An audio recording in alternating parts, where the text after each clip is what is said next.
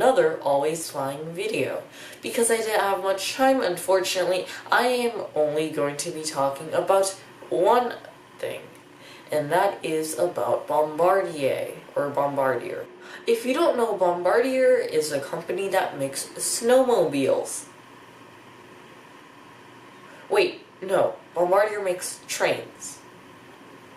They actually started in 1942 making snowmobiles.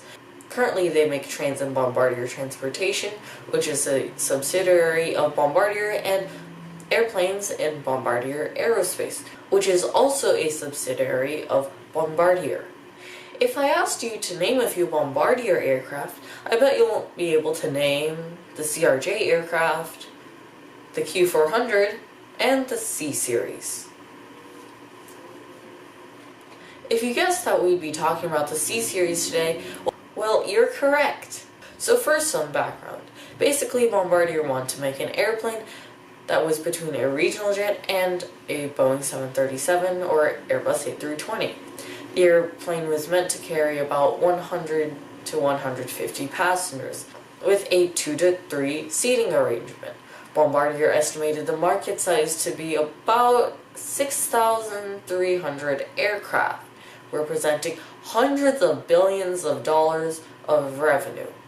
So this all seemed great, right? Well, there were a few delays, like any aircraft, but the aircraft entered service with Swiss Airlines in 2016. Because this was delayed, Bombardier needed some more money, and so the Canadian government and the Quebec government invested money into the C-Series program.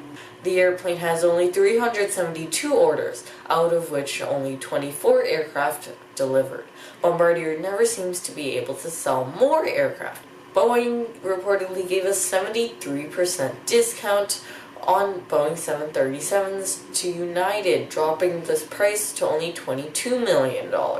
Remember that, because it'll come in handy later. On April 28, 2016, Delta ordered up to 75 C-Series, 25 of which were firm orders and 50 of which were options. Bombardier reportedly dumped or sold these aircraft below the cost. Why? Delta is the world's largest airline by revenue, and having an airline that good operate the aircraft could convince other aircraft to also buy the C-Series, allowing Bombardier to make a profit in the long term. Well, because the Canadian government and the Quebec government invested money in the C-Series, this violates anti-dumping laws in the United States. After Boeing filed a complaint to the U.S. Department of Commerce, the DOC proposed a near 300% tariff, meaning that if a U.S. company were to buy a C-Series aircraft, the cost would be basically 4 times what the customer originally agreed to Bombardier. Keep in mind that this is a tariff, meaning that for U.S. companies, this only applies when products are imported into the U.S., not if they are built in the United States. This is where Airbus came in and gave Bombardier a huge helping hand. Airbus bought a 50.1% majority stake in the C-Series program. Even though this left only about 20% for the actual Bombardier company, this was a big win for Bombardier. Why? Airbus has been making aircraft for a very long time with expertise. Well, that's not the main reason this is such a big win for Bombardier.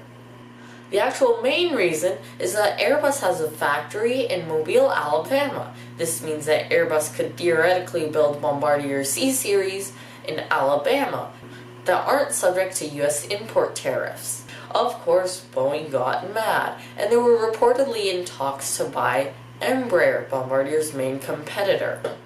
The Canadian manufacturer seems to have won this war because on Friday, the U.S.'s International Trade Commission has apparently unanimously voted against having a tariff.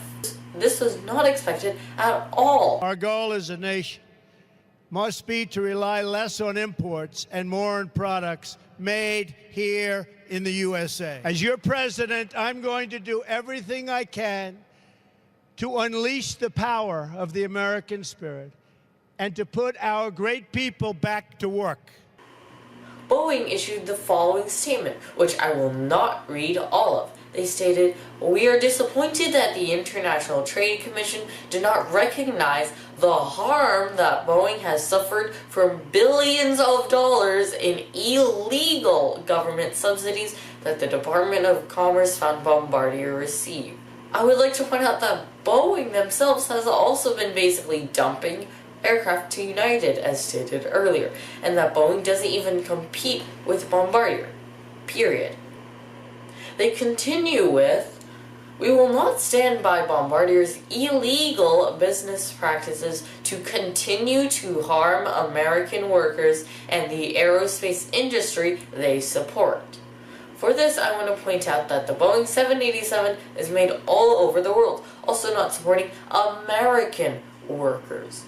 The wing is made in Japan, the center fuselage is made in Italy, doors are made in France, the rudder is made in China, forward fuselage is made in Japan, horizontal stabilizer is made in Italy, landing gear is made in the United Kingdom. Get the point? Boeing isn't supporting American jobs either, so they shouldn't be saying that Bombardier isn't. Of course, this is a big win for Delta, because now they don't need to pay extra.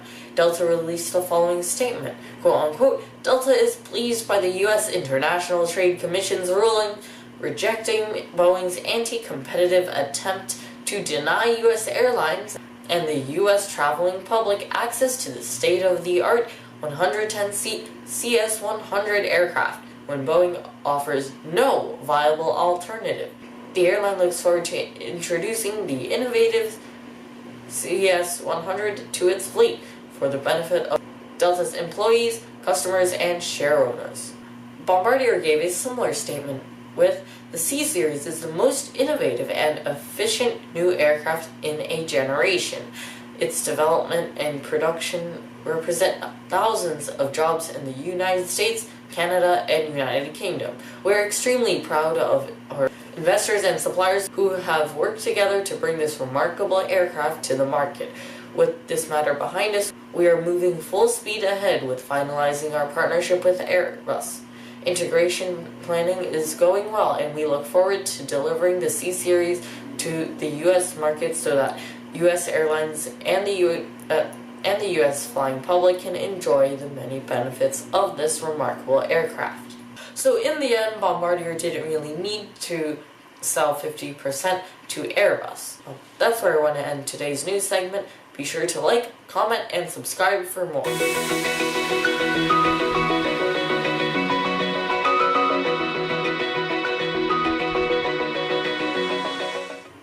Oh yeah, and I almost forgot. Boeing lost an order from the Canadian government worth up to $6.4 billion.